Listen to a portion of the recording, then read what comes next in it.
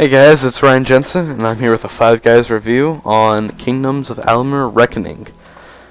To start this off, the Western RPG genre is becoming really overpopulated. Like, there's so many, really not mainstream, there's so many games like Skyrim, Fallout, all these like Dishonored, BioShock. They're all these great, these really great RPGs, fantasy games, and they're all amazing.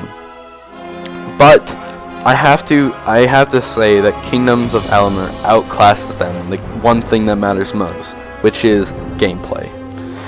Kingdoms of Amalur is completely worth your time.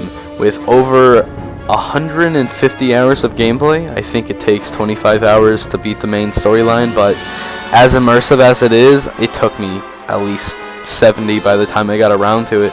I didn't even explore half the stuff there, so what makes the realm of Alamur really intriguing is not only its gameplay, but its scenery. If you look around, there's a huge variety of scenery, ranging from giant castles to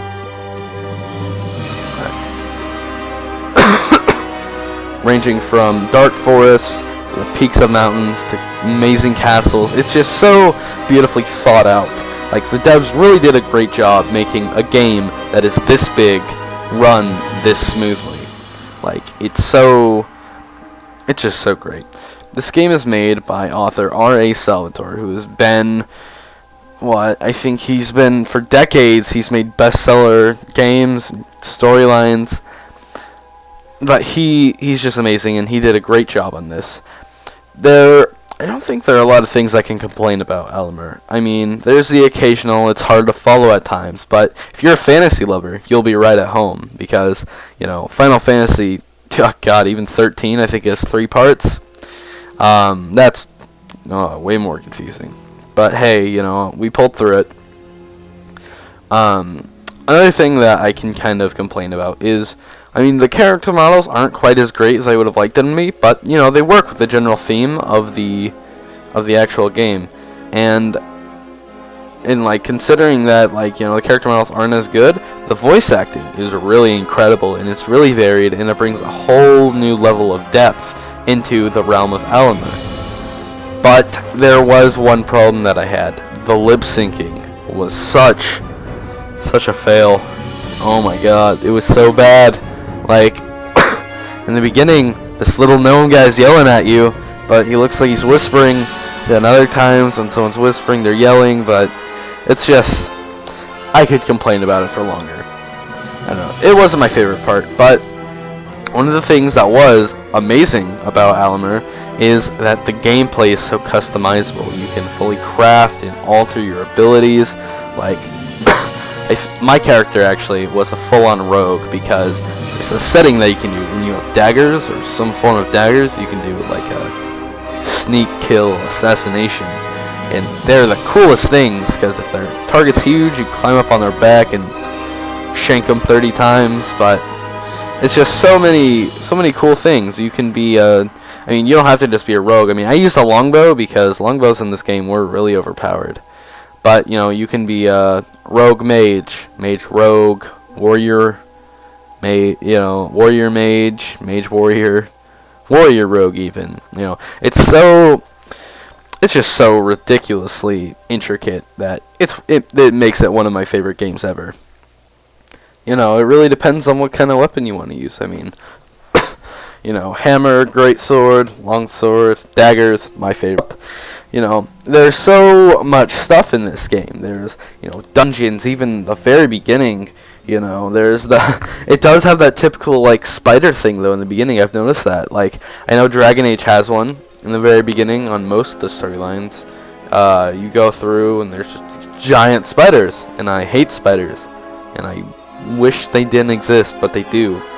And, you know, this even had that. When you were going through, burn the webs, kill the spiders, loot the spider legs. What do you even loot from a spider? Anyways, one of my big things about this game is just like how solid the story is. Honestly, it is so good. I'm not gonna totally ruin it for you guys, because, you know, I did that in my other videos, but I'm gonna try to calm down on it.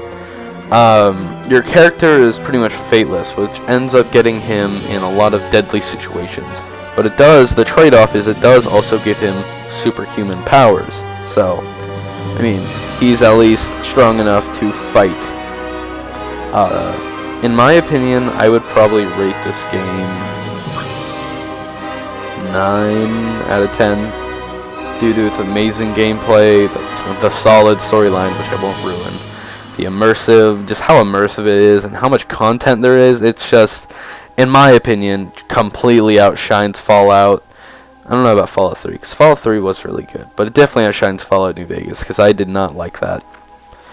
But, you know, it's so much better than all these pseudo wannabe RPGs that are coming out. Not that they're not bad, I'll still play them, but, you know, this, in my opinion, was one of my favorite. I can guarantee you that once you buy this game, you will not want to stop playing. Even after it's over, you will create another few characters, just like Oblivion. You will not want to stop. This game is so incredible and so well thought out that you just have to give credit to the devs and all the people who work towards the goal of making this game. You really have to appreciate the work they've done. In case you can't tell, I absolutely adored my time with Kingdoms of Amalur. You know, it keeps you involved for hours upon hours of gameplay, which happens to be amazing. And once you play it, you don't want to go back. But this is not a perfect package. I mean, there's the lip syncing, there's the character models, and I mean, it doesn't necessarily bring anything exceptionally new into the genre.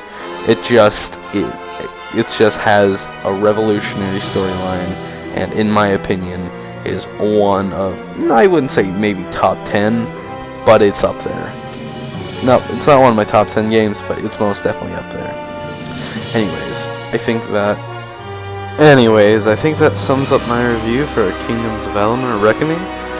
This is Ryan Jensen here at the Five Guys channel, and I'll see you guys later.